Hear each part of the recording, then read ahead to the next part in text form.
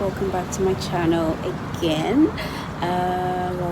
Welcome. We are here to talk about another sexual situation that happens in a relationship. And also, if you're new, guys, welcome. Don't forget to subscribe if you haven't subscribed yet. So in this video, we are going to be talking about how your sex drive changes through the years. Okay, you're not gonna be having high sex drive throughout the years, so you're 60, 70, 80.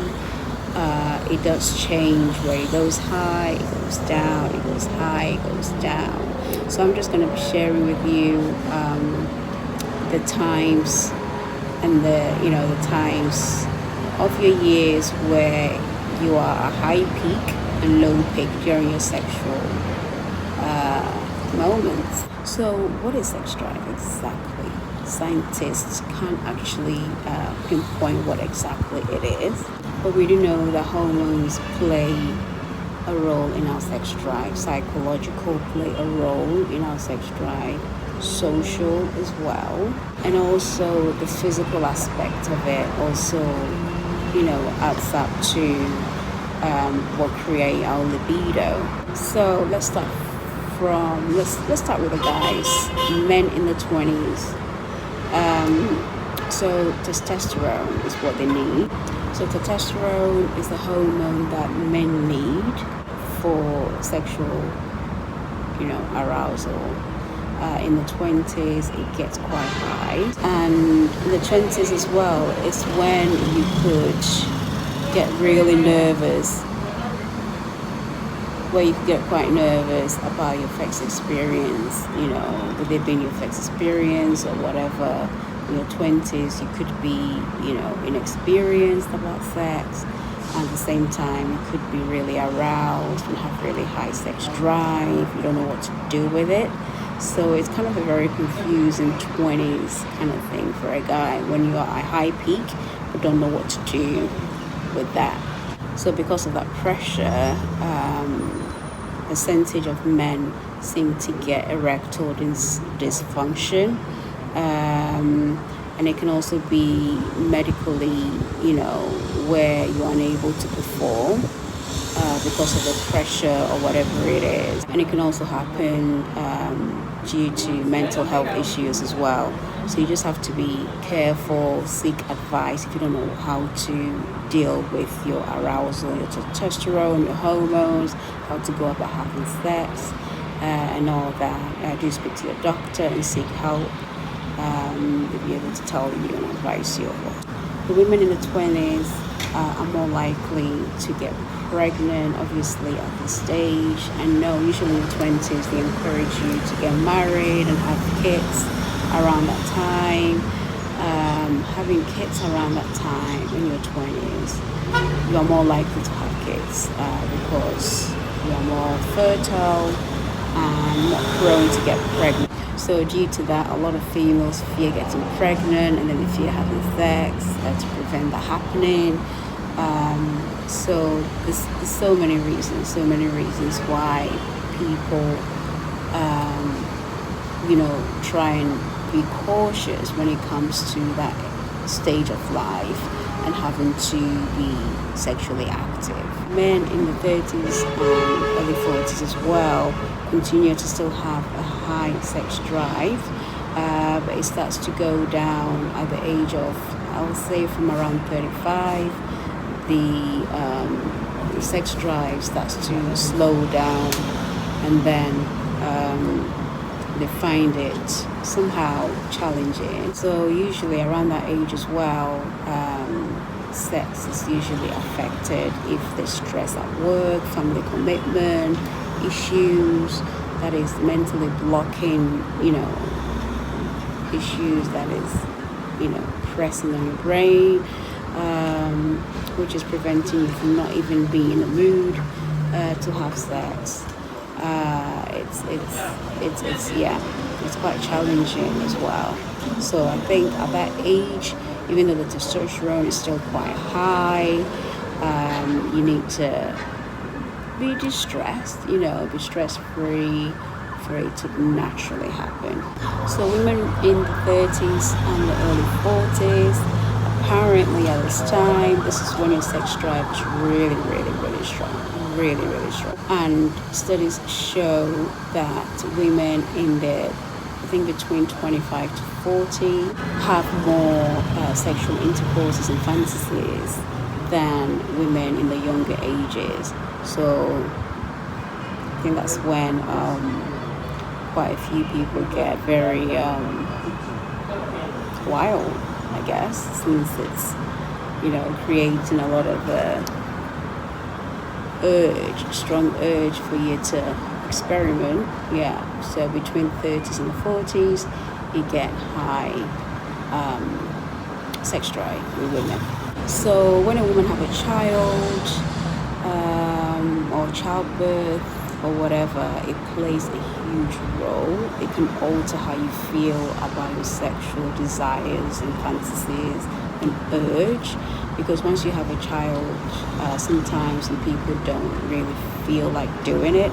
So you have to really position your mind and put yourself in that situation where you feel like, okay, I want this.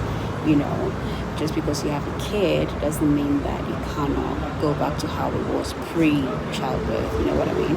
What you have to remember is that when you're pregnant as well, your body changes quite a lot. In the 10 month that you're pregnant, the body changes a lot.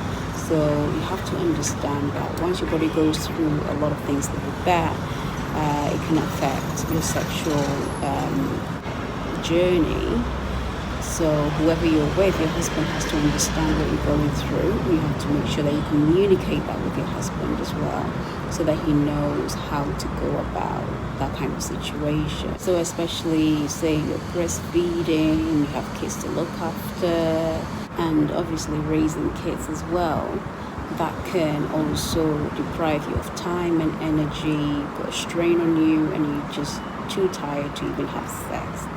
And also some people worry about having sex during pregnancy as well. Some people get quite horny and really crave sex at some trimesters during their pregnancy as well. So obviously it depends on who you are and what you're feeling at the time. It's just learning how to go about it and how to deal with the situation when you're in that moment. So men in the 50s, because you're in the 50s doesn't mean you should stop experimenting, having sexual intercourse and all that. If you're in a really good shape physically and mentally as well, you have to be mentally in a good shape to be having sex and all that stuff. What should stop you? Nothing should stop you. It's just sometimes some people experience that they don't get erection that easily. They don't, the erection happens less than it did maybe in the 20s, the 30s, and the 40s. So I think in the 50s, people tend to focus more on, being in a good place physically, health-wise, mentally, being stress-free, and that will naturally allow your body to perform, sexually as well. So that's why health conditions sometimes can affect a man in the 50s performing, because you need to be healthy. Obviously, you're not as strong as you were in your 20s, so you need to be quite healthy in order for you to be able to still carry on. So women in the 50s, obviously at that age, you don't worry about getting pregnant. You can have all the sex that you want and not get pregnant, but obviously still be cautious, because people still do get pregnant, the odd ones. Still do get pregnant at that age as well, but you worry less about it. Yeah, so you worry less about getting pregnant in your 50s than you do in your 20s, in your 30s, and your 40s as well. So at that age as well, that obviously you will be in your menopause. So at that time as well, some will be heading to menopause, some are already in menopause.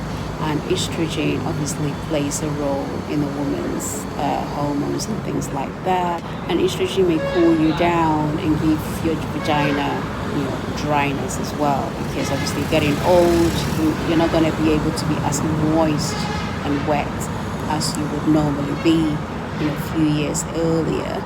So you just need to be very careful when it's dry. Obviously, it's quite painful as well. So make sure you use a lot of lubrication when you are doing it.